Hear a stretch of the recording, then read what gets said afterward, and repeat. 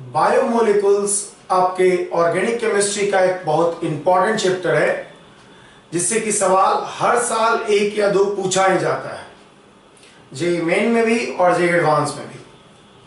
लोग जनरली इस चैप्टर को नेग्लेक्ट करते हैं बिकॉज ये चैप्टर थोड़ा कॉम्प्लेक्स आपको फील होगा compare to other chapters of organic chemistry. और इसका सबसे बड़ा कारण है कि यहाँ पर जो स्ट्रक्चर होता है, यहाँ पर जो मॉलिक्यूल होता है, वो थोड़ा बड़ा होगा compare to those molecules we have already studied. जो भी मॉलिक्यूल्स हमने अभी तक स्टडी किया है in different chapters, hydrocarbon, aldehyde, ketone, alcohol and carboxylic acid, amine, aromatic compounds, इन सभी से यहां पर जो मॉलिक्यूल्स का साइज होगा वो थोड़ा बड़ा होगा। एज वेल एज यहां पर स्टीरियो केमिस्ट्री भी आपको बहुत ज्यादा डेप्थ में जाकर के सोचना होगा, क्योंकि आपके पास स्टीरियो सेंटर बहुत ज्यादा होता है। खैर, हम लोग इस चैप्टर को बहुत अच्छे तरीके से सीखेंगे और आप इस पूरे वीडियो लेक्चर्स को पढ़ने के बाद, देखने के बाद पूरी तरह से बायोकेमिस्ट्री पे कमांड कर पाओगे। हर सवाल जो जेईई पूछा गया है और हर सवाल जो जेईई पूछेगा, ये सारा सवाल इस वीडियो लेक्चर्स के थ्रू आप बना सकते हो। ठीक है। एक्चुअल में सवाल ये स्टार्ट करता है कि बायोमोलिक्यूल्स है क्या। नाम से आपको पता चल रहा होगा कि बायोमोलिक्यूल्स एक्चुअल में केमिस्ट्री का रिलेशन है विथ बायोलॉजी। जो बायोलॉजी है, जो भी बायोलॉजिकल सिस्टम है, लिविंग सिस्टम है, वो नॉन लिविंग एटम्स और मॉलिक्यूल से बना हुआ है। और किस तरह से बना हुआ है, क्या क्या अरेंजमेंट ऑफ एटम्स होगा, किस तरह से बॉन्डेड होगा एटम्स, क्या क्या फंडामेंटल मॉलिक्यूल्स है जो कि लाइफ को सस्टेन करने के लिए जरूरी है, इन्हीं सभी चीजों के बारे में हम लोग को बायोमोलिक्यूल्स में पढ़ना है। बात अगर हम जेईई और पीएमटी सिलेबस की करें तो हम लोग को 4 पार्ट में बायोमोलिक्यूल्स का स्टडी करना है। सबसे पहले हम लोग को स्टडी करना है carbohydrates, then after we have to study about amino acid, then after vitamins and then after nucleic acid. ठीक है। तो बायोमोलिक्यूल्स जो है, बायोमोलिक्यूल्स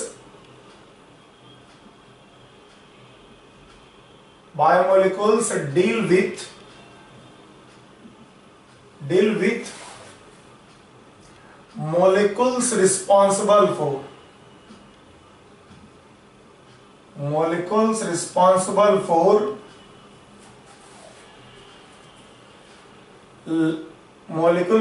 for existence of, ये लिख सकते हैं, existence of living system।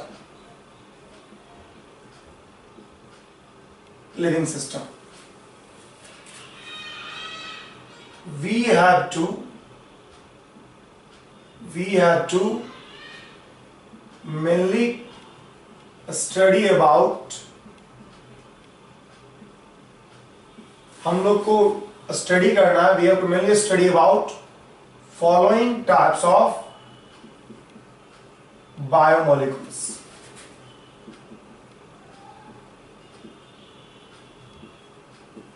ठीक है।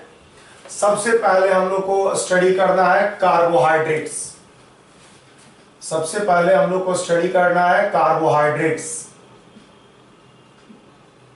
इसी का दूसरा नाम होता है शुगर, इसी का दूसरा नाम होता है सैकराइड्स।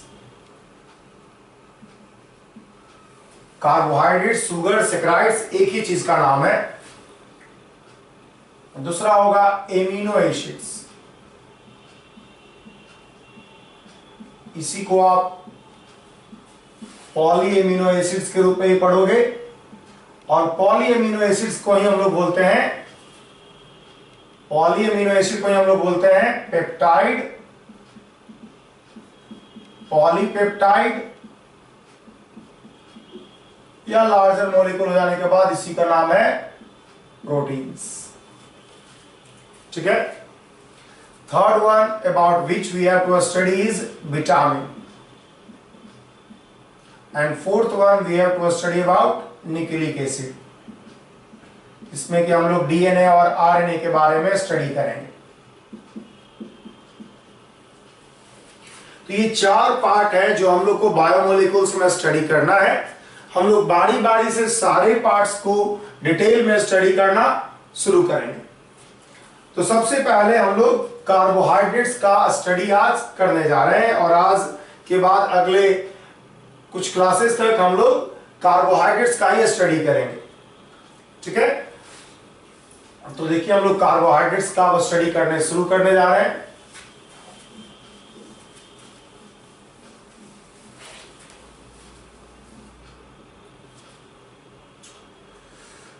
कार्बोहाइड्रेट्स,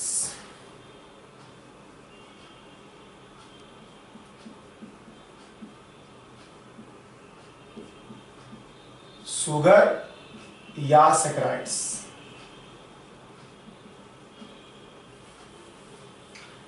देखिए, as the name represent, carbohydrates, carbon का हाइड्रेट्स, हाइड्रेट्स ऑफ कार्बन। जैसा कि नाम रिप्रेजेंट करता है कि कार्बोहाइड्रेट्स का मतलब है हाइड्रेट्स ऑफ कार्बन, तो एक्चुअल में कार्बोहाइड्रेट्स को हम लोग हाइड्रेट्स ऑफ कार्बन के रूप में रिप्रेजेंट कर सकते हैं। ठीक है, as the name represent,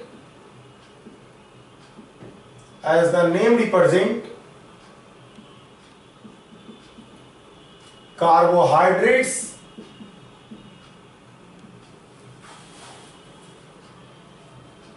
can be represented as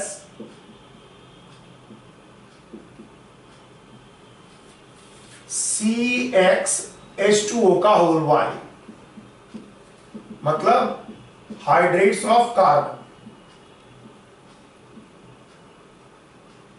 where x y क्या है, नंबर है, एक्स और वाई क्या है, 1 2 3 4, कुछ भी अलग अलग भी हो सकता है, सेम भी हो सकता है, कोई दिक्कत इससे नहीं। However,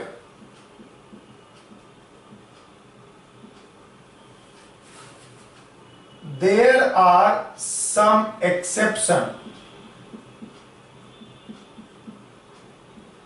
to this representation.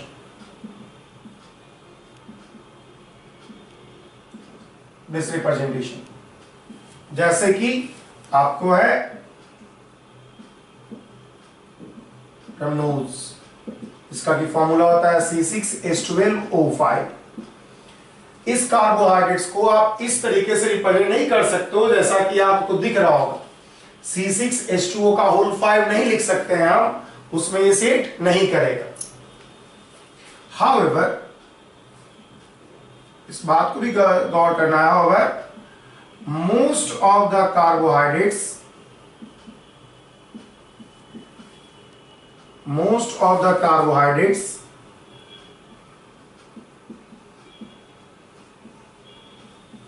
fit in the formula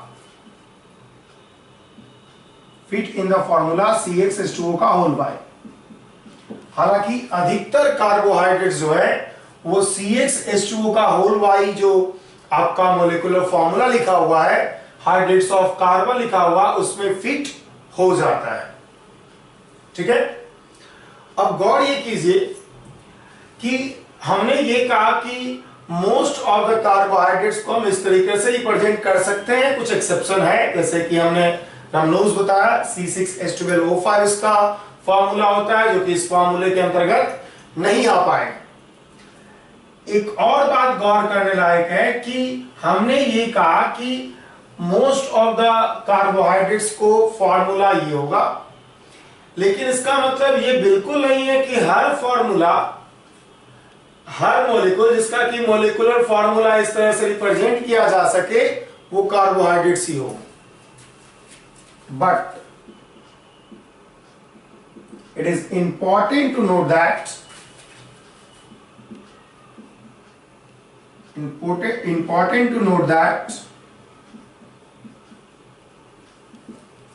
every molecule with molecular formula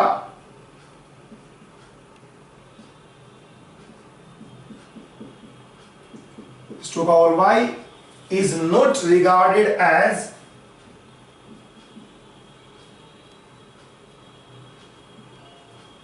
carbohydrates. सभी जो होगा कार्बोहाइड्रेट्स नहीं होगा। जैसे कि देखिए CH3COOH, इसको भी आप लिख सकते हो C2OH2O का होल 2, ठीक है, बट नॉट ए कार्बोहाइड्रेट, ये कार्बोहाइड्रेट नहीं है,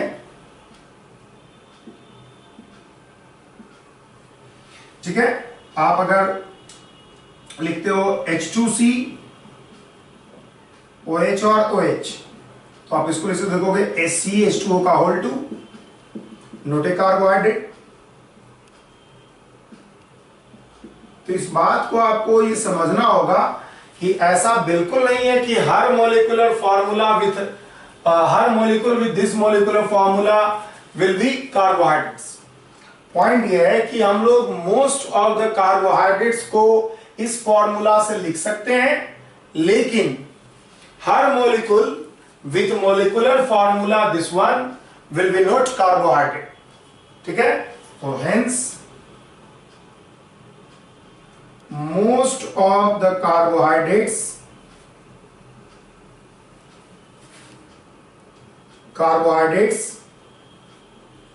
are represented by CxH2O का whole Y, but all molecule with molecular formula, but all molecule with molecular formula CxH2O का whole Y, but all molecules with molecular formula CxH2O का whole Y are not taken as carbohydrate, ठीक है। सभी को हम लोग carbohydrates की तरह ट्रीट नहीं कर सकते हैं। तो सवाल ये स्टैंड करता है कि किसको हम लोग कार्बोहाइड्रेट्स कहेंगे।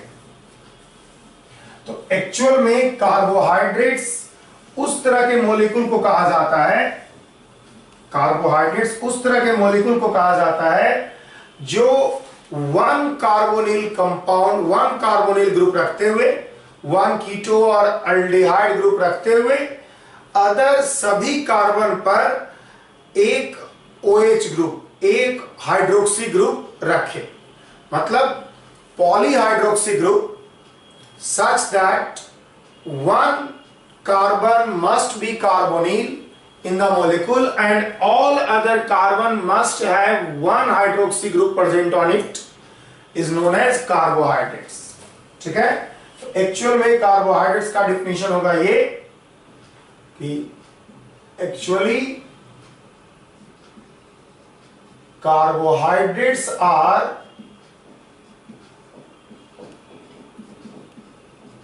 polyhydroxy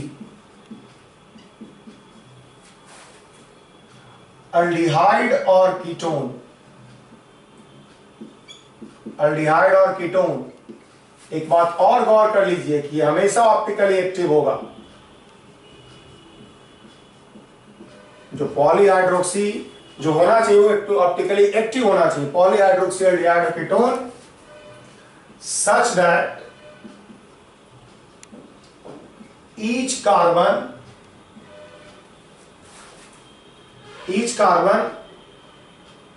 except carbonyl carbon, such that each carbon मतलब except carbonyl carbon should have one OH group,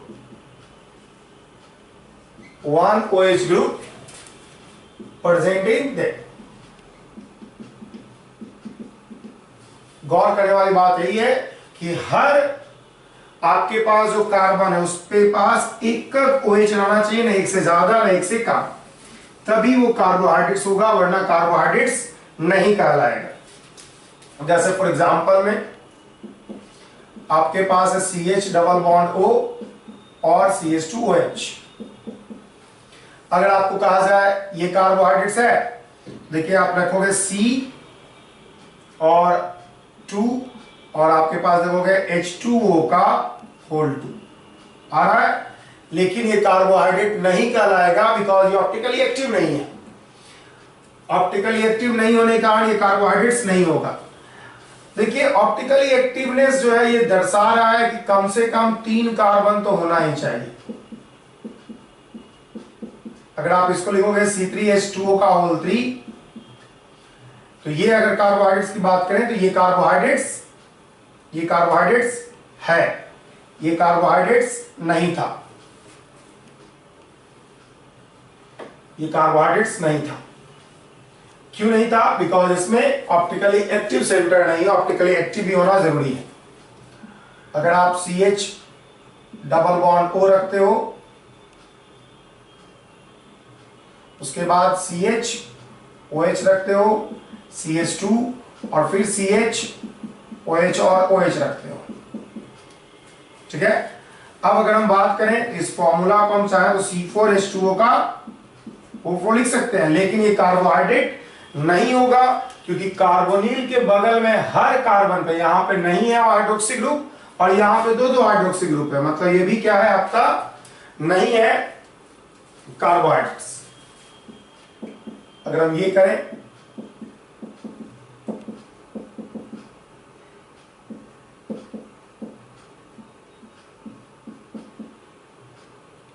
ये, तो ये भी कार्बोहाइड्रेट्स नहीं होगा क्योंकि आप समझ सकते हो कि आपका दो कार्बोनिल ग्रुप है, CH2OH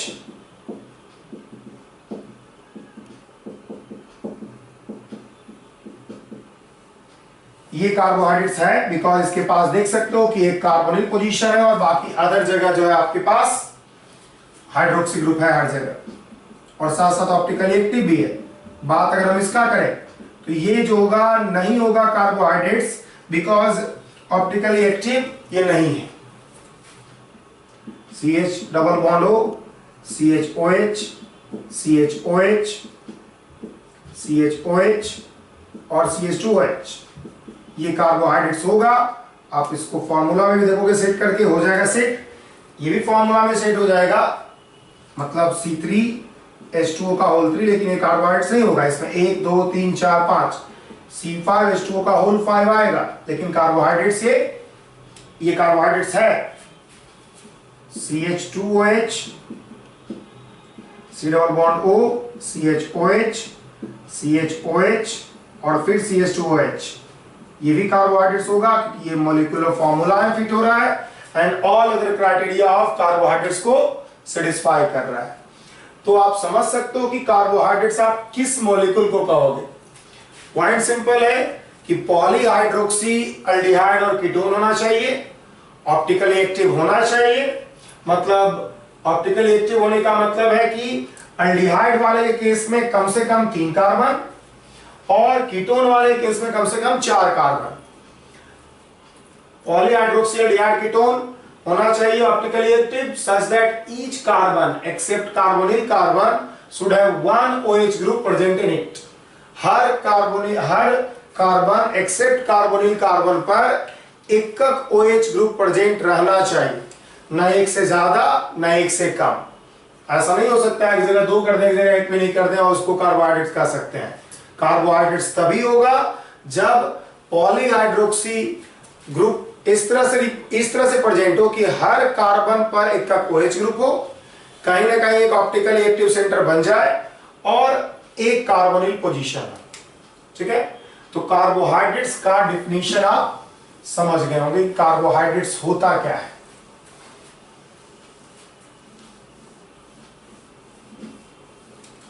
अब देखिए आपको दिख रहा होगा कि एल्डिहाइड और कीटोन 2 तरह का ग्रुप प्रेजेंट होता है कार्बोहाइड्रेट्स में, और इसीलिए हम लोग कार्बोहाइड्रेट्स को ऑन द बेसिस ऑफ किस तरह का इसमें कार्बोनिल ग्रुप प्रेजेंट है, हम लोग कार्बोहाइड्रेट्स को 2 पार्ट में डिवाइड कर सकते हैं, ठीक है। Based on the carbonyl group, based on the carbonyl group present in carbohydrates,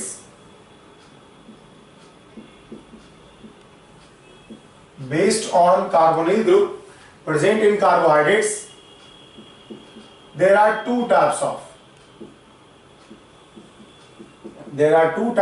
carbohydrates. दो तरह का कार्बोहाइड्रेट्स होगा अगर हम कार्बोनिल ग्रुप की बात करें, उसके आधार पर डिवीजन करें, जो कि हम आपको लिख देते हैं यहीं पे। कार्बोहाइड्रेट्स को हम दो पार्ट में डिवाइड कर सकते हैं।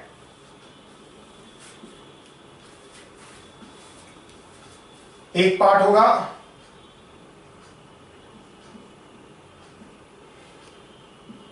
अल्डोज कहते हैं और एक पार्ट होता है कीटोज कहते हैं।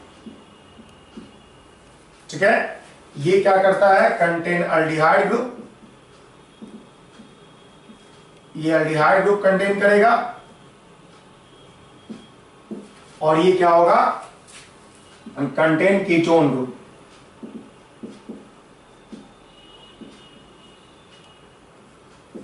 एक अल्डिहाइड ग्रुप कंटेन करेगा, उसको हम लोग अल्डोज कहेंगे, और एक कीटोन ग्रुप कंटेन करेगा, इसको हम लोग कीटोज कहेंगे। ठीक है, अब अगर हम बात करें यहां पर, अगर हम यहां पे आगे बात करें, देखिएगा आपके पास सिचुएशन ऐसा होगा, आपके पास है अल्डोज, इसका मोलिकुलर फॉर्मूला जनरल जो होगा वो दिस वन होगा, CHOH का होल N और CH2OH, इसका जनरल फॉर्मूला।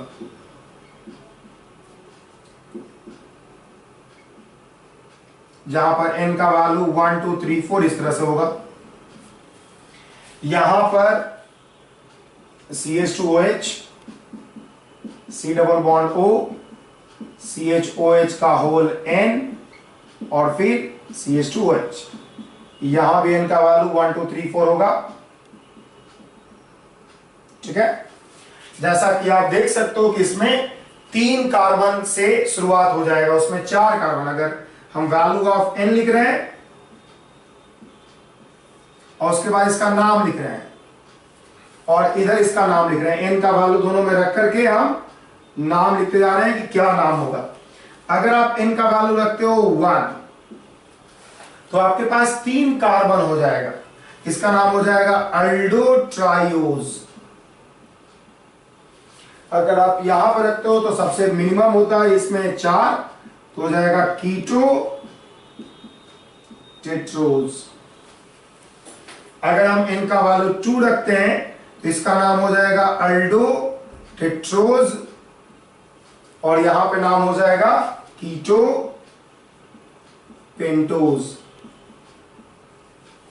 अगर हम आगे बात करें n बराबर 3, इसका नाम हो जाएगा अल्डो पेंटोज और यहां पे नाम हो जाएगा कीटो हेक्सोज। अगर हम यहां पे बात करें तो आपके पास हो जाएगा अल्डो हेक्सोज और यहां पे बात करें तो हो जाएगा कीटो हेप्टोज। आप समझ सकते हो कि नाम किस तरह से किया जा रहा है, depending upon number of carbon atom. आप डाई तो होगा नहीं, ट्राई, टेट्रा, पेंटा, हेक्सा ये सब यूज कर रहे हो, हेप्टा यूज कर रहे हो। ठीक है, तो based on type of carbonyl compound, type of carbonyl group, aldehyde होगा प्रेजेंट कि कीटोन होगा प्रेजेंट, हम लोग कार्बोहाइड्रेट्स को इस 2 पार्ट में क्लासिफाई कर सकते हैं। ठीक है, अब ये आप समझ गए होंगे। अब देखिए कार्बोहाइड्रेट्स को जो जनरली नेचर में कार्बोहाइड्रेट्स मिलता है, कार्बोहाइड्रेट्स का मेन सोर्स नेचर में क्या है, प्लांट्स में कार्बोहाइड्रेट्स जो है बहुत ज्यादा मात्रा में प्रेजेंट होता है और कार्बोहाइड्रेट्स जो नेचर में प्रेजेंट होता है वो अलग अलग फॉर्म में प्रेजेंट होता है। मतलब उसमें एक से ज्यादा कार्बोहाइड्रेट यूनिट्स भी प्रेजेंट रहेगा, एक कार्बोहाइड्रेट यूनिट्स भी प्रेजेंट रहेगा। तो depending on number of carbohydrate units, जो हमने अल्डोज और कीटोज लिखा वो सिंगल कार्बोहाइड्रेट यूनिट था, तो बहुत सारे मॉलिक्यूल में आपको एक से ज्यादा कार्बोहाइड्रेट यूनिट्स प्रेजेंट होगा। तो based on number of carbohydrates units present in A molecule, carbohydrates को हम लोग 4 पार्ट में डिवाइड कर सकते हैं।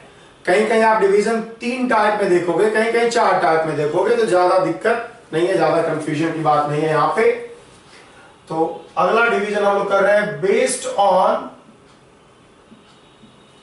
नंबर ऑफ कार्बोहाइड्रेट्स यूनिट, जो हमने अल्डोज और कीटोज लिखा, कार्बोहाइड्रेट यूनिट्स,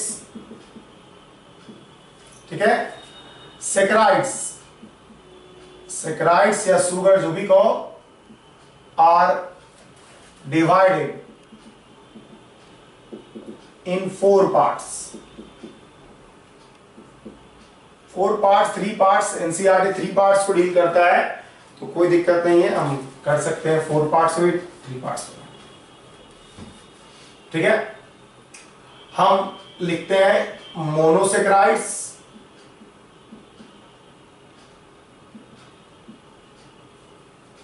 डाइसैकराइड्स, ओलिगोसैकराइड्स, ओलिगोसैकराइड्स और पॉलीसैकराइड्स।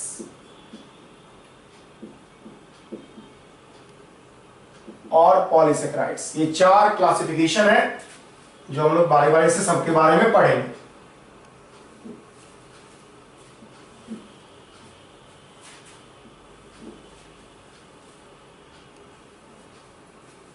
ठीक है।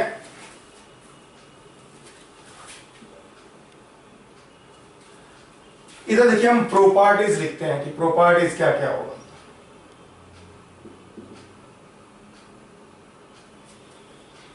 सबसे पहली बात है नंबर ऑफ यूनिट, कितना यूनिट प्रेजेंट है। मोनोसैकराइड्स में 1 कार्बोहाइड्रेट यूनिट प्रेजेंट होगा, 1 कार्बोहाइड्रेट यूनिट इज प्रेजेंट।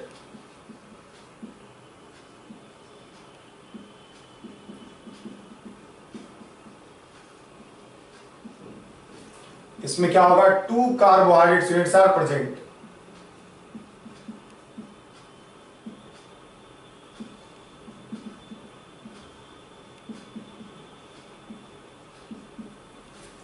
इसमें क्या होगा, 3 to 10 carbohydrate units are present.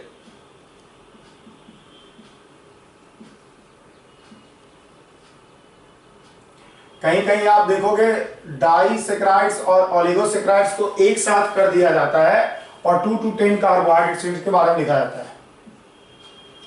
तो कोई बहुत साइंटिफिक बात नहीं है ये कि आप 2 से 10 रखते हो एक साथ कि 3 से 10 रखते हो।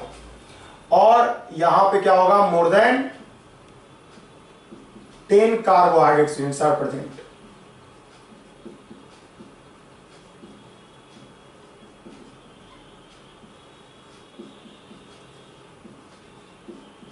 मोर than 10 carbohydrate units are present,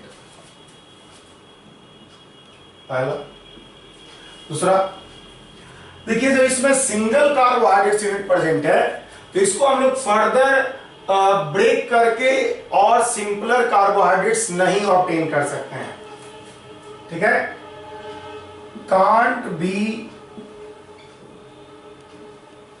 reduced, reduced मतलब यहां रिडक्शन नहीं है, कांट बी रिड्यूस्ड मतलब छोटा करना, can't be reduced into simpler carbohydrates. यही सबसे सिंपलर होता ही है, तो इसलिए इसको हम लोग सिंपलर कार्बोहाइड्रेट्स में नहीं कर सकते हैं। और ये होगा can be reduced to simple two monosaccharides. इसको हम लोग मोनोसैकराइड्स, 2 मोनोसैकराइड्स में डिवाइड कर सकते हैं, बिकॉज 2 मोनोसैकराइड्स से ही मिलकर के डाइसैकराइड्स बन रहा हो। और can be reduced to 3 to 10 monosaccharides,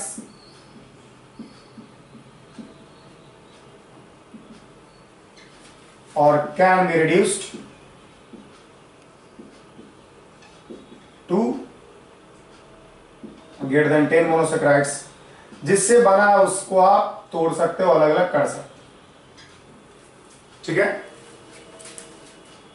reduced. तीसरा है नेचर, ये जो होता है क्रिस्टलाइन होता है, जबकि ये सब क्या होता है, एमोर्फस होता है।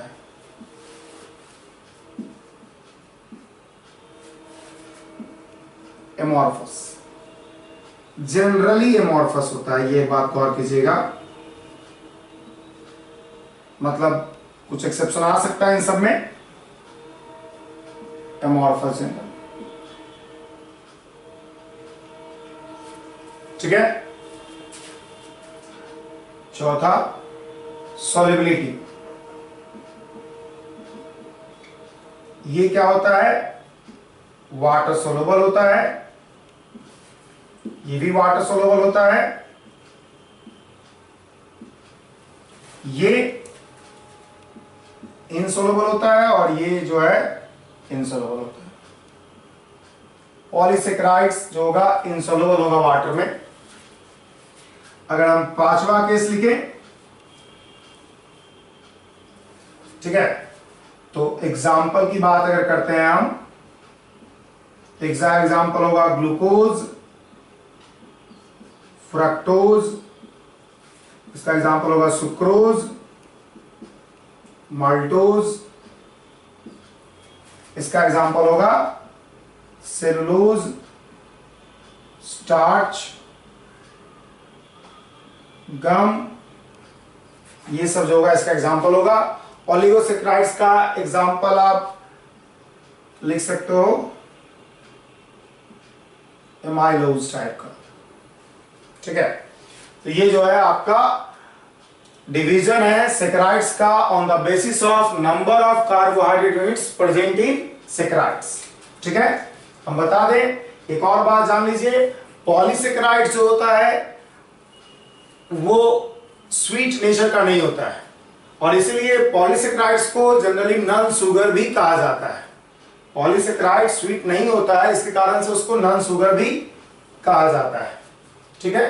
तो यही जो है कार्बोहाइड्रेट्स यूनिट है, मोनोसेक्राइड्स, डाइसेक्राइड्स, पॉलीसेक्राइड्स, ठीक है। डाइसेक्राइड्स, ओलिगोसेक्राइड्स को कहीं कहीं साथ साथ लिखा जाता है, जैसा कि एनसीईआरटी में किया गया है, तो आप समझ सकते हो, उसको एक साथ भी लेकर चल सकते हैं हम लोग। तो हम लोग अभी इस चैप्टर में बारी बारी से सभी तरह के सेक्राइड्स को स्टडी करेंगे। सभी तरह के सेक्राइड्स को हम लोग बारी बारी से स्टडी करेंगे। सबसे पहले मोनोसेक्राइड्स को स्टडी करते हैं, और उसके बाद हम लोग डाइसेक्राइड्स को, एंड देन आफ्टर पॉलीसेक्राइड्स को स्टडी करेंगे। तो देखिए,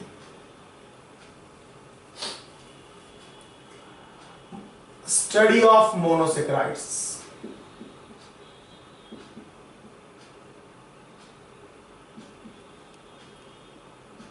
स्टडी ऑफ मोनोसेक्राइड्स। देखिए, मोनोसेक्राइड्स का स्टडी करने से पहले, या कोई भी कार्बोहाइड्रेट्स का स्टडी करने से पहले, हम लोग को स्टीरियोकेमिस्ट्री जो यूज होता है कार्बोहाइड्रेट्स में, उसको समझना होगा। क्योंकि एक इंपॉर्टेंट बात यही है कि हर कार्बोहाइड्रेट्स क्या होता है, ऑप्टिकली एक्टिव होता है, और कार्बोहाइड्रेट्स में जो स्टीरियोकेमिस्ट्री है उसको हम लोग आरएस कॉन्फ़िगरेशन की बजाय डीएल कॉन्फ़िगरेशन की मदद से पढ़ते हैं, जो हम लोग यहां पे जान लेंगे। वैसे डीएल कॉन्फ़िगरेशन के बारे में आपको बताया गया है इन स्टीरियोकेमिस्ट्री, लेकिन हम लोग यहां पे दोबारा इसको आपको बताते हैं ताकि आपको स्टीरियोकेमिस्ट्री सेक्राइड्स का समझने में सहूलियत हो। तो सबसे पहली बात है कि since saccharides are optically active,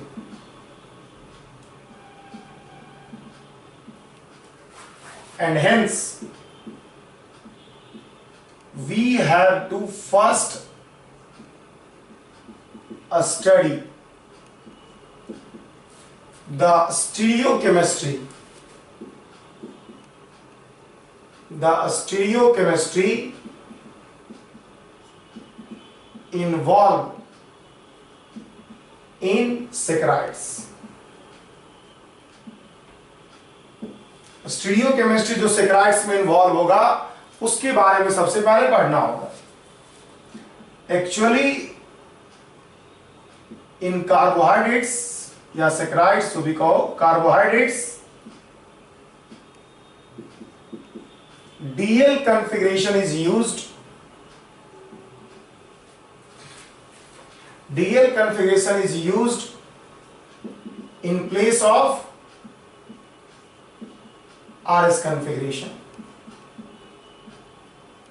DL configuration को यूज करते हैं in place of RS configuration.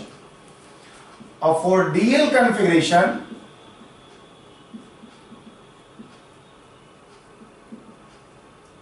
configuration we select a reference molecule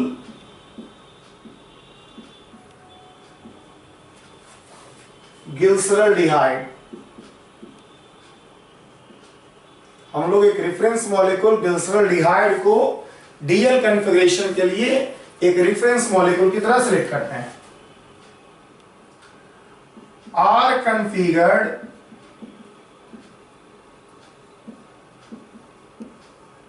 गिल्सरल्डिहाइड is called D-glyceraldehyde. D-glyceraldehyde and any carbohydrates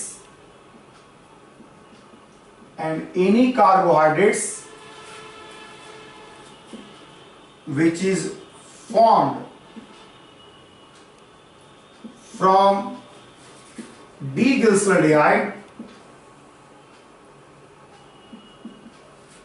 is called D isomer.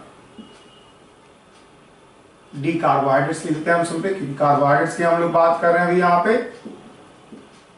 R configuration का जो गिल्सरल्डिहाइड होगा, गिल्सरल्डिहाइड ये होता है CHO CH2OH और OH और H, यही जो है डी गिल्सरल्डिहाइड होगा, जो आप देख सकते हो कि इसमें आर कॉन्फ़िगरेशन है। ठीक है, H यहां जाएगा, ये वहां जाएगा, यहां जाएगा, यहां जाएगा, तो OH ये है, CHO ये है, सेकेंड प्रायोरिटी और थर्ड प्रायोरिटी तो दिस वन। ठीक है, तो आप ये देख सकते हो कि क्लॉकवाइज है तो आर कॉन्फ़िगरेशन है। इससे अगर कोई भी कंपाउंड बनेगा तो उसको हम लोग बोलेंगे डी कार्बोहाइड्रेट्स।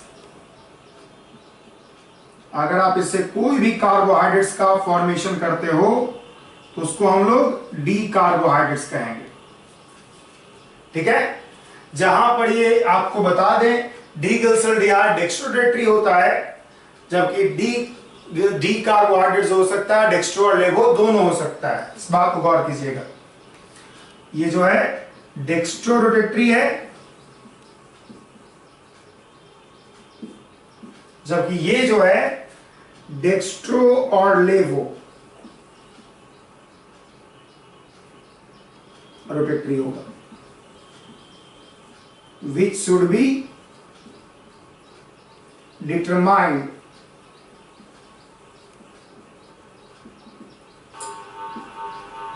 from experiment। ये जो होना चाहिए एक्सपेरिमेंट से डिटरमाइन होना चाहिए कि डेक्स्ट्रोरोटेटरी है कि लेवोरोटेटरी है। समझ लो, कार्बोहाइड्रेट्स का यही तरीका है कि अगर डी गिल्सरल्डिहाइड से कोई कार्बोहाइड्रेट्स बन रहा है तो डी कार्बोहाइड्रेट्स कहलाएगा। जहां पर डी गिल्सरल्डिहाइड हमेशा डेक्स्ट्रोरोटेटरी होता है, डी कार्बोहाइड्रेट डेक्स्ट्रो और लेवो दोनों रोटेटरी हो सकता है, जिसको कि आपको एक्सपेरिमेंट से जानना होगा। It should be also noted that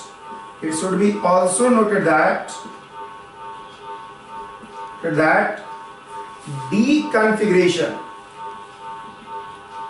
of carbohydrates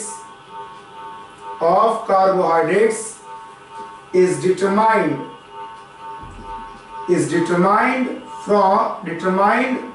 by C star asymmetric carbon, determined by last asymmetric carbon।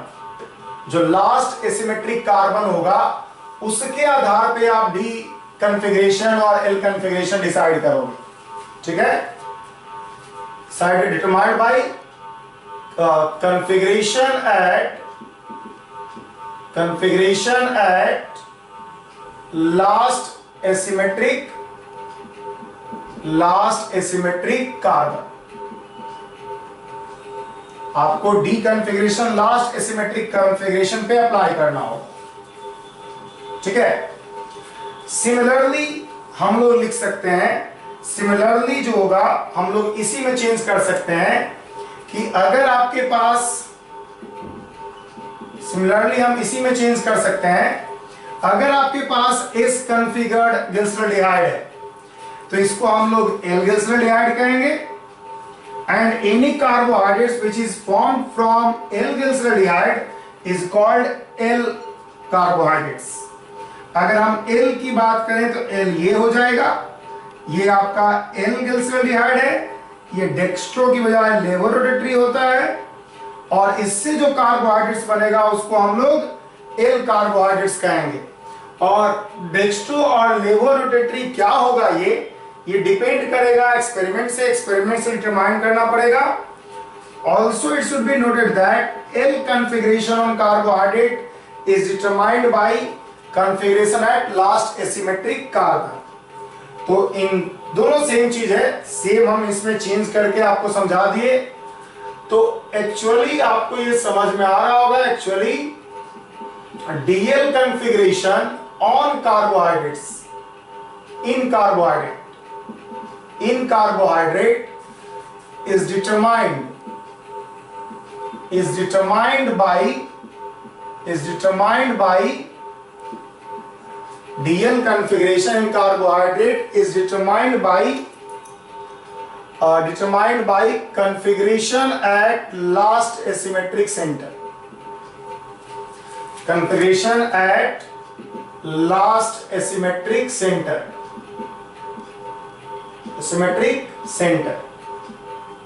And hence D and L carbohydrates have same configuration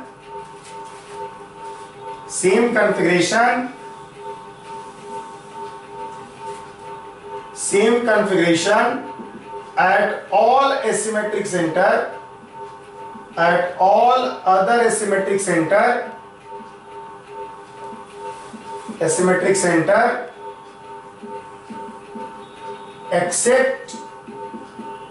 except last C star.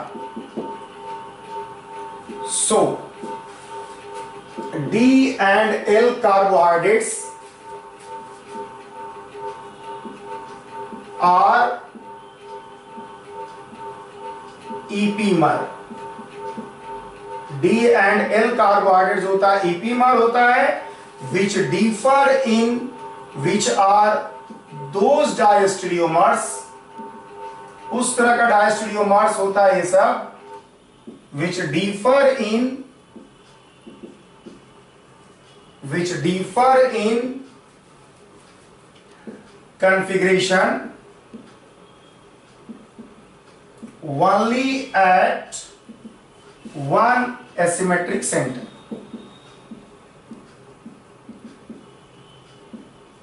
ठीक है, only at one asymmetric center. ठीक है, तो ये आप देख सकते हो कि आपको डीएल कॉन्फ़िगरेशन यूज करना होगा कार्बोहाइड्रेट्स में, ना कि आरएस कॉन्फ़िगरेशन। डीएल कॉन्फ़िगरेशन भी आप लास्ट एसिमेट्रिक कार्बन पे अप्लाई करते हो to assign DL configuration of carbohydrates. तो अगर हम मान लिया आपसे क्वेश्चन देते हैं कि D glyceraldehyde and L glyceraldehyde, D glyceraldehyde and L glyceraldehyde are, option A है डायस्टेरियोमर, बी है ईपीमर, सी है एनेंशियोमर और डी है मेसोमर। तो अभी आपको बताया गया है डी गिल्सरल्डिहाइड और एल गिल्सरल्डिहाइड का स्ट्रक्चर। डी गिल्सरल्डिहाइड और एल गिल्सरल्डिहाइड में मात्र एक एसिमेट्रिक सेंटर होता है और वो अपोजिट हो जाता है, इसका मतलब ये एनेंशियोमर हो। ठीक है, Glyceraldehyde has only one. Glyceraldehyde has only one C star, asymmetric centre को C स्टार से रिपेंड कर रहा है और सिर्फ एक स्टार C स्टार है, उस पे अगर कॉन्फ़िगरेशन चेंज कर जा रहा है मतलब एनेंशियोमर ही बनेगा। अगर हम नेक्स्ट क्वेश्चन की बात करें कि D glucose and L glucose are A option diastereomer, B option epimer, C option enantiomer और डी ऑप्शन मेसोमर। तो इस केस में क्या होगा, ग्लूकोज के पास जो है चार जो होगा एसिमेट्रिक सेंटर होता है। अब चार एसिमेट्रिक सेंटर में डी और एल में क्या होगा, लास्ट एसिमेट्रिक सेंटर पर अपोजिट आरएस कॉन्फ़िगरेशन होगा, बाकी जगह आरएस कॉन्फ़िगरेशन मेंटेन होगा। इसका मतलब डायस्ट्रियोमर होगा और सिर्फ एक जगह चेंज होने के कारण उस तरह का डायस्ट्रियोमर जिसमें आरएस कॉन्फ़िगरेशन है, जिसमें कॉन्फ़िगरेशन मात्र एक जगह चेंज करता हो, उसको हम लोग क्या करते हैं, ईपीमर कहते हैं। ठीक है, तो इसलिए आप समझ गए होंगे कि किस तरह से हम लोग कार्बोहाइड्रेट्स में डीएल कॉन्फ़िगरेशन किसी कार्बोहाइड्रेट को देते हैं। डीएल कॉन्फ़िगरेशन देखने के लिए याद रखिएगा लास्ट एसिमेट्रिक सेंटर को ही देखा जाता है, जो कि हमने आपको यहां पे समझाया है। ठीक है, तो आज की क्लास में हमने ये सीखा कि कार्बोहाइड्रेट्स होता क्या है, कैसे आप कार्बोहाइड्रेट्स को पहचानोगे, कार्बोहाइड्रेट्स का टाइप क्या है और कार्बोहाइड्रेट्स में स्टीरियोकेमिस्ट्री कैसे यूज करते हैं। अगले क्लास से हम लोग कार्बोहाइड्रेट्स का स्टडी डिटेल में करना शुरू करेंगे।